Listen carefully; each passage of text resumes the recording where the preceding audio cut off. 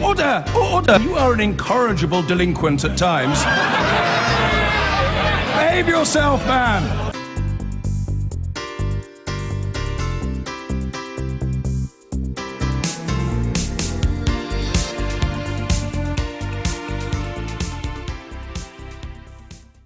Here we go.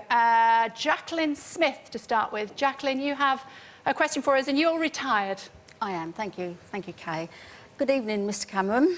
Good evening, when I was 20, I voted to join the common market, but now I really regret that because it's not something I actually voted for.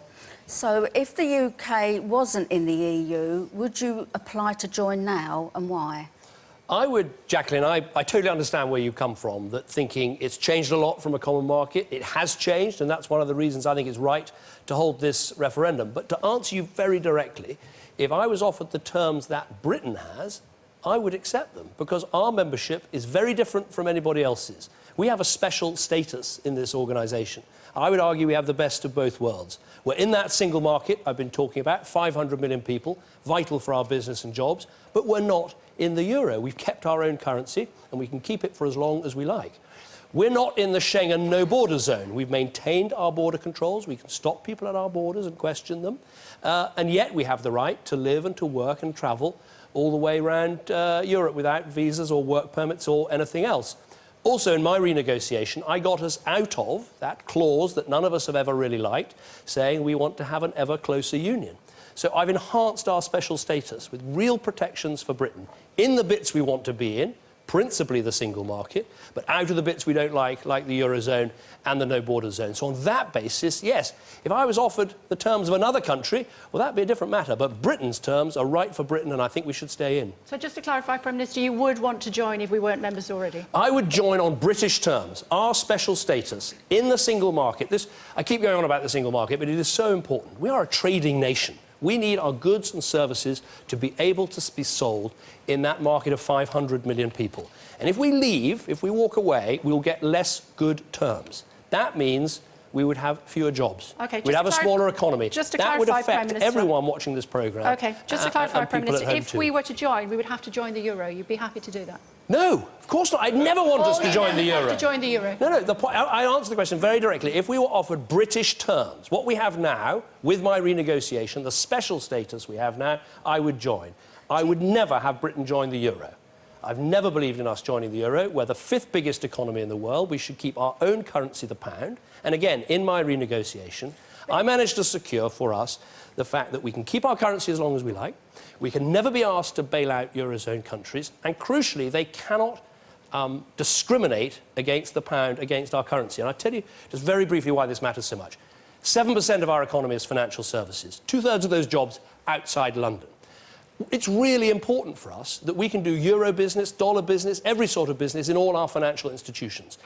Inside the Eurozone, they can't stop us doing that. If we were outside the EU, then they might easily say, well, all the Eurozone business now has to happen in a Eurozone country. We'd be discriminated against. Out of the single market... What if Labour joined the euro? What? What if Labour joined the euro?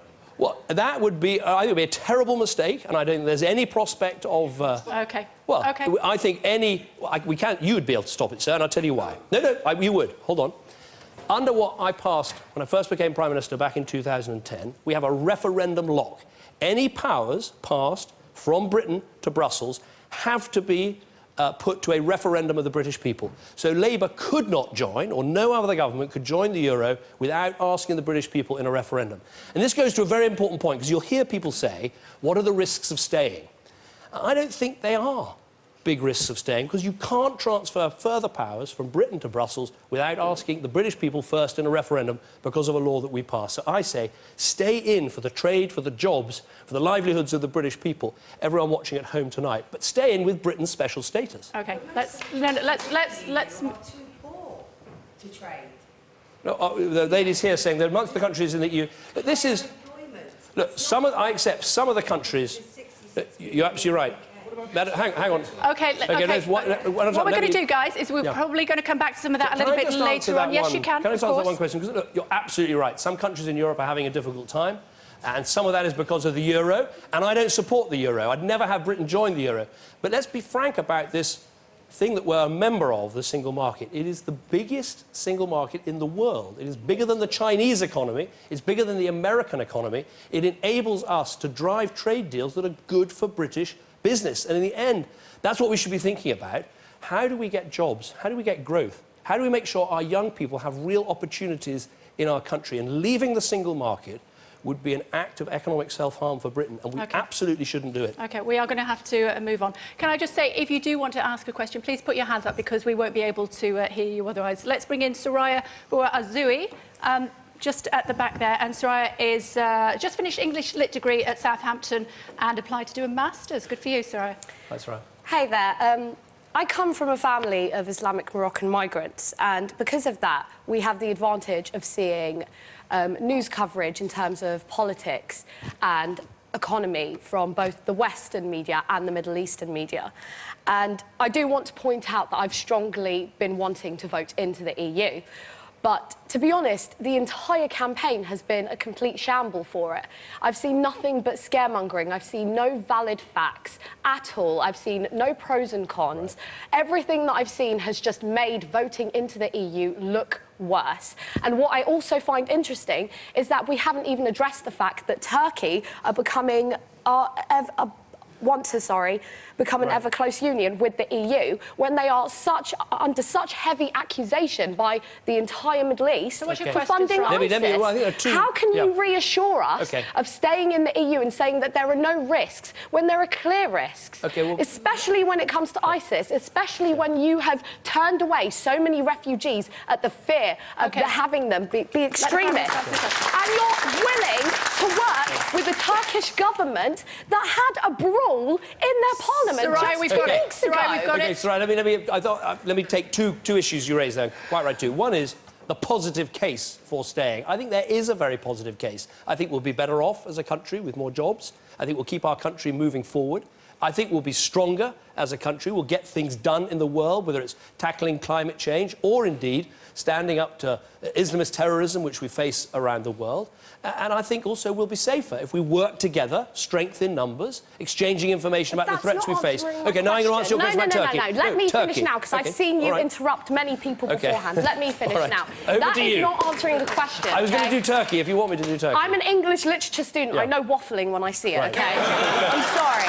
But you have not answered my question. How can you reassure the people who do want to vote out, because I have many friends who want to vote out, that we are safe from extremism when we are willing to work with a government like Turkey, who want to be part of the EU, when, like I said, they are under heavy accusation. Which coincidentally is like Saudi Arabia, who we sell military arms to. Soraya, we're going to run out of time. I'll be really quick on Turkey. There is no prospect of Turkey joining the EU in decades. They applied in 1987. They have to complete 35 chapters. One has been completed so far. At this rate, they'll join in the year 3000. Now, there are lots of reasons to vote one way or vote the other way. Turkey's not going to join the EU anytime soon. Every country, every parliament has a veto. So I think there are lots of things to worry about in this referendum campaign. I absolutely think that is not a prospect. It's not going to happen. Should we work with Turkey? Nonetheless, because it's a neighbour country and because we need to do what we can to secure Europe's borders and deal with the refugee problem and the rest, yes, I think we should work with Turkey, but that's not the same as Turkey is going to be a member of the European Union anytime soon. It's not. Clearly in it for the long run, so... OK, thanks very much. Soraya, I'm so sorry. We're going to have to move on, because otherwise we're not going to be able to get other people in. Alison Hyde-Chadwick at the front there. Alison. Hi, good evening, Prime Minister. Good evening, Alison. As a former mental health nurse who's now retired from the NHS, I'm very aware of the continued pressures on our public sector services. I think we're struggling. I think we're sinking.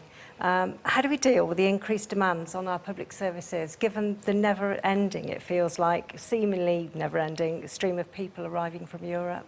Well, what we have to do is keep investing in our public services and investing in our NHS. But look, I would say the most important thing here is the worst thing we could do for our NHS is to wreck our economy by taking ourselves out of the single market. That would be very bad for our economy, and that is the view of the head of the Royal College of Midwives. The Royal College of Surgeons have come out today very clearly and said we'd be better off in, because it gives us a stronger economy to fund the NHS. The head of the NHS, Simon Stevens, has made the same point, so has the previous head of the NHS. So I would make that argument. I'd also say it is worth remembering in this debate about movement of people and migration.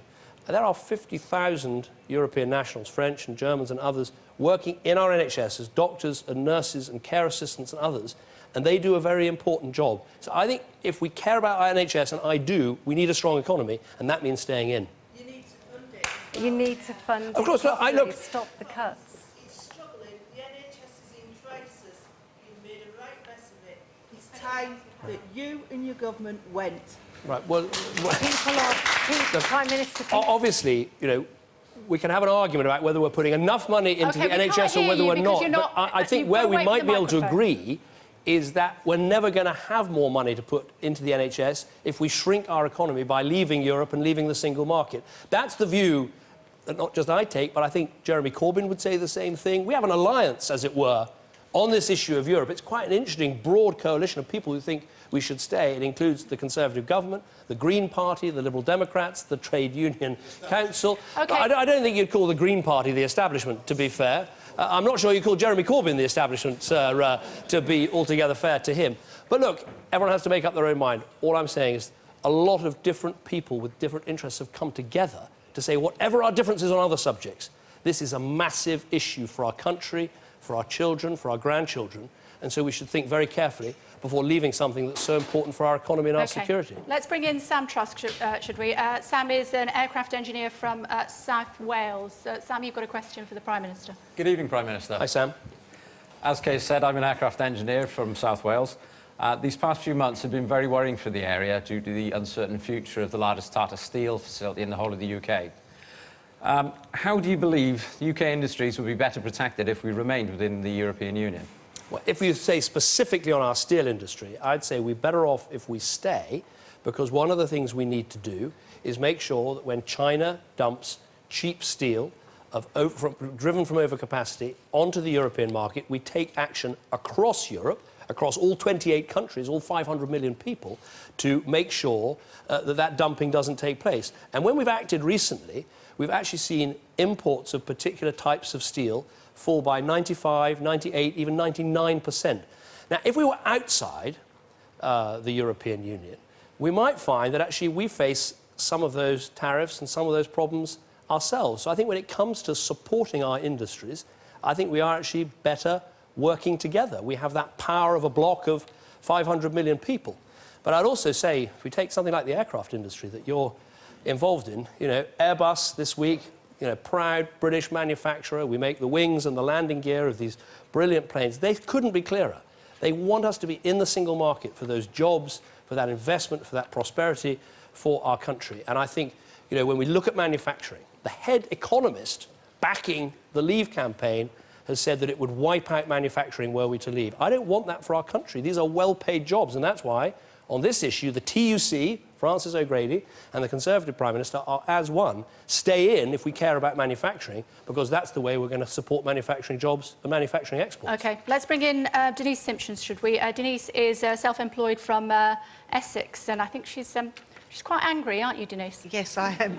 Hi, Hello, Prime Minister.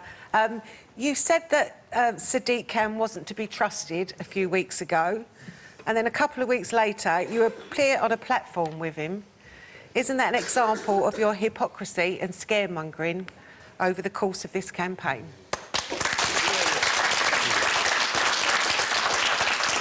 Well, obviously I don't think so, and I'll try and convince you why it was the right thing to do. Look, we had a lively election campaign in London. I think some of the people he chose to share a platform with, I didn't think it was the right choice. And I criticised that. Questions were asked of him, but he was elected by the people of London. And I think the right thing for a Prime Minister to do is to work with an elected Mayor of London for the good of people in London. There's a lot of stuff we're going to have to do together. Let's try and improve the transport system. Let's make sure we have cleaner air. Let's make sure we have good public services. Now, Sadiq and I disagree about many things. We'll try and work together. But on this issue of Europe, we agree.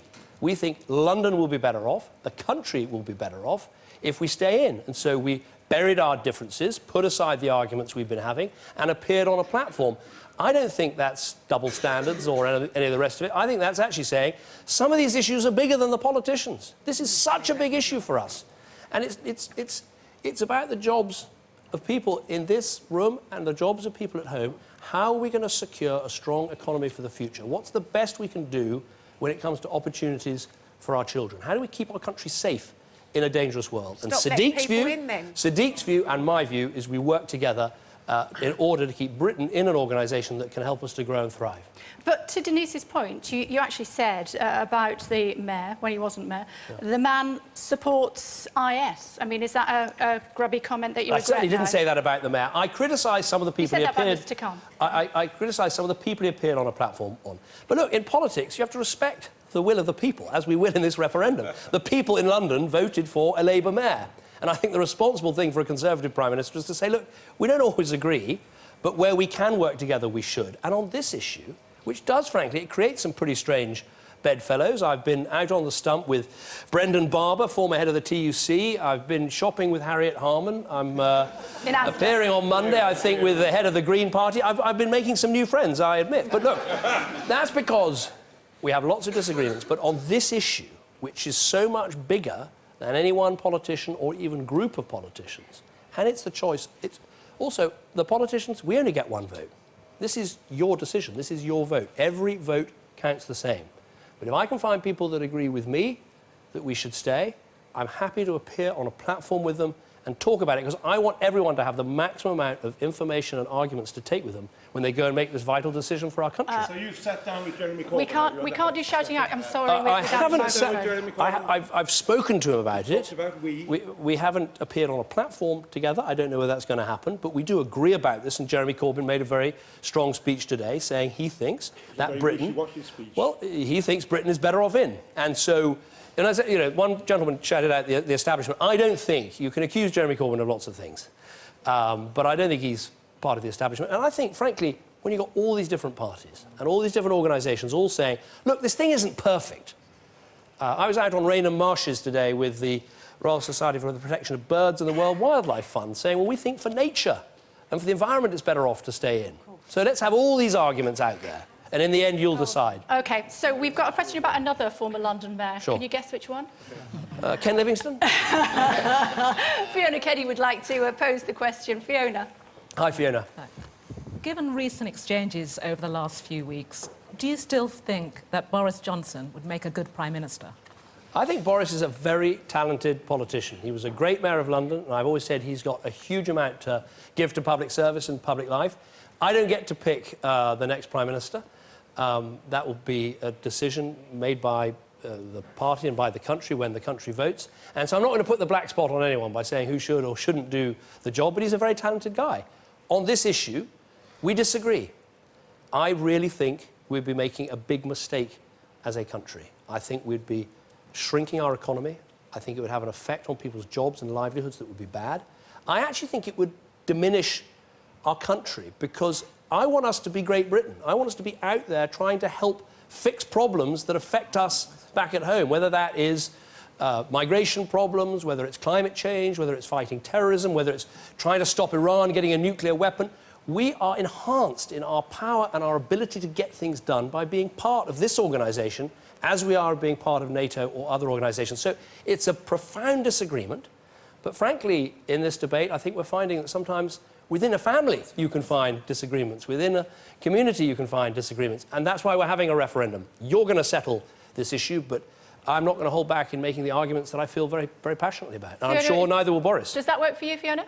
I don't quite answer the question. You haven't answered the question. The question was, do I think Boris should be the next Prime Minister? No, I'm saying I'm not he going make to... a good one? I've said he's been a great mayor of London. He's got plenty of left fuel in the tank, and I'll let other people decide. And that's as far as I'm going to go. OK. James Dexter set up an electronics business after being made redundant 12 years ago. James, hopefully it's going well. What's your question for the Prime Minister? The question is, do you regret the personal damage that your scaremongering campaign has done to your reputation and legacy? Personal damage. Well, James, with respect, I just don't agree. I think there's a very positive case for staying in a reformed European Union. It's about jobs. It's about Britain's strength and place in the world. It's about keeping us safe. But I do think there are real risks from leaving. And I don't want to wake up on June the 24th... It's scaremongering, well, Mr. I don't Cameron. accept it's scaremongering, sir. I am genuinely worried about Britain leaving the single market. I gave you the example of the car factory. And, you know, we've got 150,000 people making cars in our country. It's grown by 60% over recent years. Why would we want to cut ourselves off from the single market? Let's take financial services.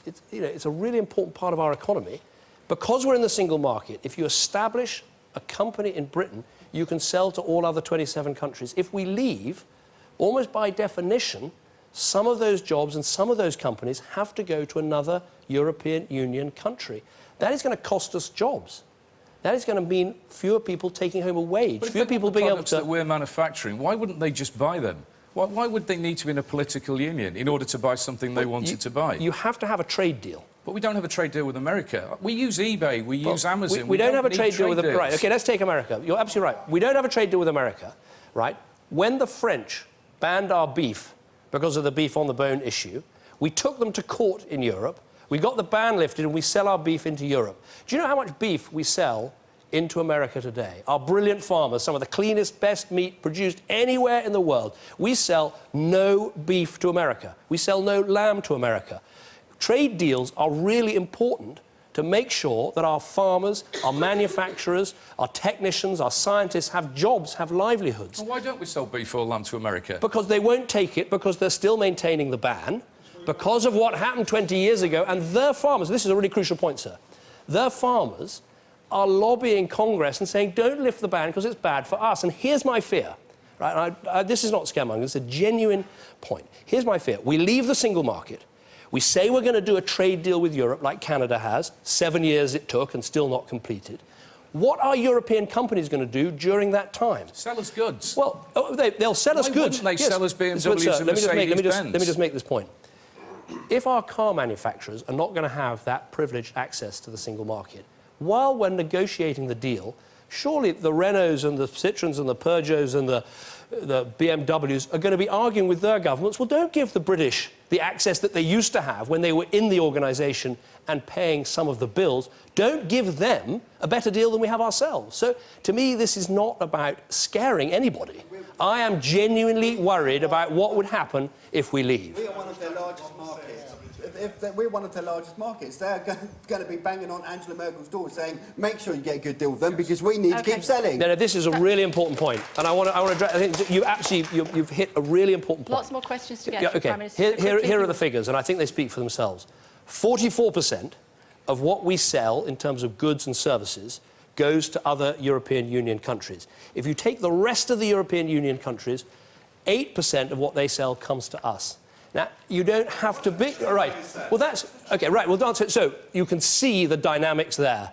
It's 44% of what we sell. It's only 8% of what they sell. What's the trade deficit? You're absolutely right, sir.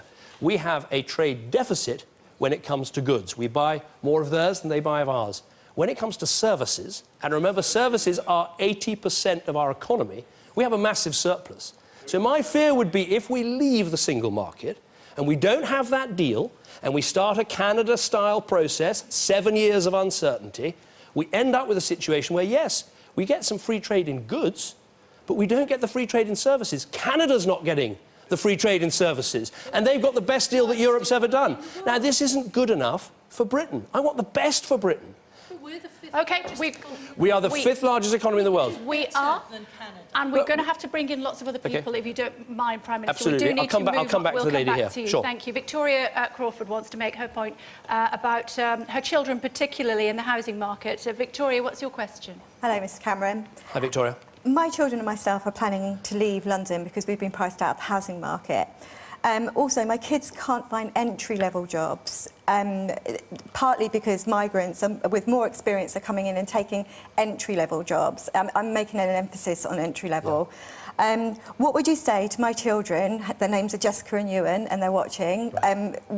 What would you do to encourage them to stay in the EU? Well, I'd say to Jessica and Ewan that I think there'll be greater opportunities for jobs and actually for building houses if we stay in, because we'll have a fundamentally stronger economy. Because if we stay in the single market with all the opportunities that gives us, we can go on, as we are at the moment, the economy growing, creating jobs, creating opportunities, and if we leave, I fear we'll put those at risk. But I totally accept we need to do more as a country to make sure we improve our education system, to make sure we go on training apprentices. We did 2 million in the last Parliament. We're trying to do 3 million in this Parliament. And we enable people to go on to university if they want to, so that we create the educated and trained workforce that can do the jobs that our economy is creating. Because that is actually, we didn't discuss that earlier, That is the flip side of immigration control, making sure that we can do the jobs our economy is creating. Now, if we leave, I would worry for their opportunities, because if we don't have any at the moment, to be fair. My daughter wants to train to be a paediatric nurse. She cannot now commit to a university degree because, she now has to pay she has to pay tuition fees, but also you're about to abolish the bursary, so she can't even do that without me supporting her. And I'm a single parent, and I'm a mental health worker. I'm not a qualified mental health worker, so I don't earn that much money.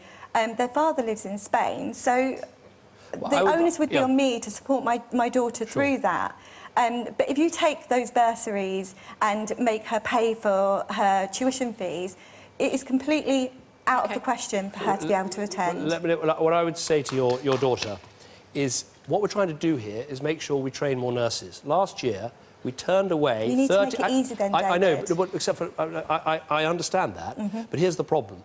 Because we had a bursary system, last year we actually turned away 37,000 British people who wanted to train as nurses. 2 out of 3 people who wanted to do that we couldn't pay for because of the bursary system. Now we've moved over to a loan system. The people who are actually going to take on that training, they will get more money. Yes, they will have a student loan, but there are jobs for them in the NHS. And if we do that, actually, we'll be less reliant on bringing in nurses from overseas. OK, we're going to have to leave that there. I'm so sorry. There's other people that want to bring in their questions. There are good jobs in nursing and good salaries in nursing at the end of that process. Can I bring in Kim Dunstan, who is a former police officer, 30 years service. Kim?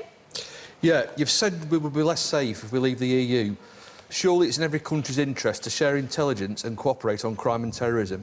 Are you really trying to tell us that Austria won't forewarn us of a bomb threat, or Italy won't act on the intelligence of a terrorist plot heading for the UK, or vice versa if we were Brexit?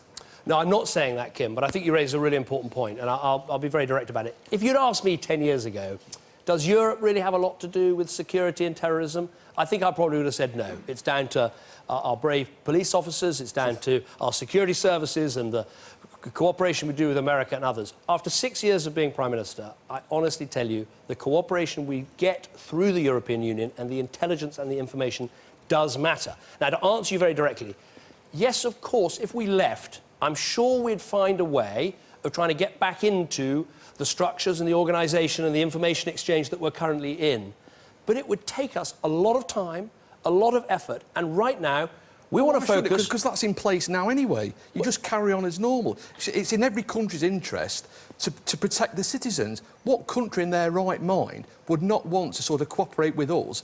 I mean, you look at the European arrest warrant. Well, let's deal with that, sir. That's a really good point. The Leave campaign, they want to come out of the European arrest warrant. And actually, to be a member of the European arrest warrant, almost all the countries are full members of the European Union. And just in case, the European arrest warrant has brought 1,100 rapists, murderers and other serious criminals back to Britain. And here's one example which is directly about public safety. We all remember the terrible bombs in London in July 2005. The second set of bombers, one of them, a man called Hussein Osman, left Britain, managed to make it to Italy, and because of the European arrest warrant, he was back here in days and is currently serving a 40-year jail sentence. Yes, but before we had the European arrest warrant, sir, this could take years, sometimes decades, and you'll remember it, trying to get people back from the Costa del Crime and elsewhere. Some of them stayed there for years and years and years because the extradition treaties didn't work. The European arrest warrant does work. It helps to keep us safe, and it's part of the cooperation that we have. OK, we are out of time. How quickly has that gone? It has absolutely flown by. Look, can I thank you all for coming and the questions tonight. I would just say to everybody that as we go home, we wake up in the morning, we look our children and our grandchildren in the eye, and we think who we're responsible for through our pay packet, let us not roll a dice on their future. Britain doesn't succeed when we quit. We succeed when we get stuck in, we work to improve these organisations, and we safeguard the prosperity and the security of our great country. To me, that's what it's all about. But thank you very much. Thank you very much. Thanks for coming. Thanks very much.